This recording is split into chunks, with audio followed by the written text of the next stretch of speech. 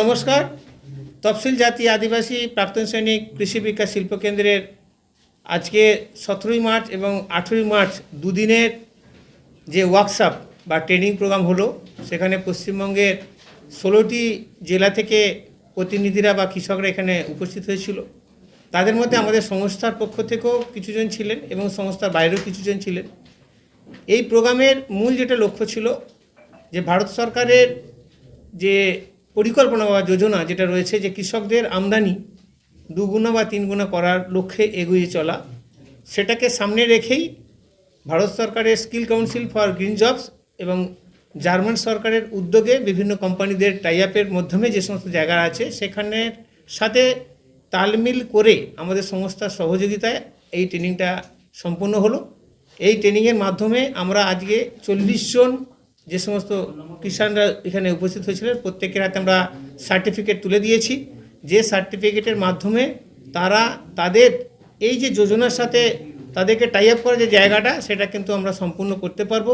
17ই March থেকে আমাদের কাজ শুরু হবে, সেটা অলরেডি গতকাল 17ই মার্চ থেকে শুরু হয়েছে। ঠিক এইরকমই কাজগুলো আমাদের এই ট্রেনিংটা পরপর আমাদের চলবে।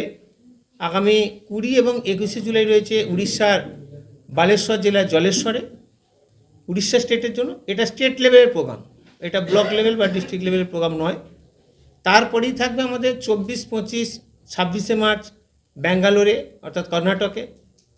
তারপরেই থাকবে 27 এবং 28শে মার্চ আসামের গুয়াহাটিতে। অর্থাৎ 4টে রাজ্যে আমাদের মার্চ মাসে হচ্ছে এবং পাঞ্জাবে হবে আমাদের 20 এবং 21শে এপ্রিল কিন্তু আমাদের হবে।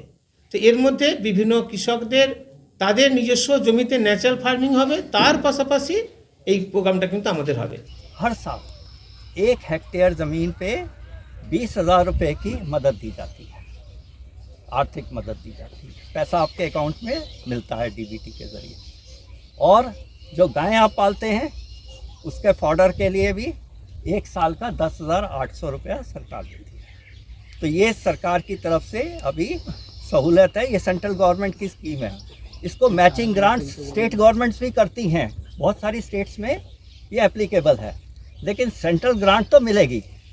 तो सेंट्रल ग्रांट की मैंने बता दिया है, जो केंद्रीय जो हमारी सरकार है वो देती है, पूरे इंडिया में देती है। स्टेट गवर्नमेंट कई स्टेट्स में मैचिंग देती है, कई बार और ज़्यादा भी देती है। जैसे हरियाणा में ज़्यादा देती हैं, गुजरात में ज़्यादा देती हैं, इस तरह से और भी कई स्टेट्स नॉर्थ ईस्ट में देती हैं, सिक्किम में देती हैं 90%। और सिक्किम तो आज की तारीख में 100% ऑर्गेनिक स्टेट डिक्लेयर हो गया है। और आने वाले 1-1.5 साल के अंदर उत्तराखंड भी पूरा ऑर्गेनिक स्टेट डिक्लेयर होने वाला है। तो आप भी अपने स्टेट को ऑर्गेनिक बनाइए, ऑर्गेनिक स्टेट डिक्लेयर कीजिए, नेचुरल फार्मिंग कीजिए।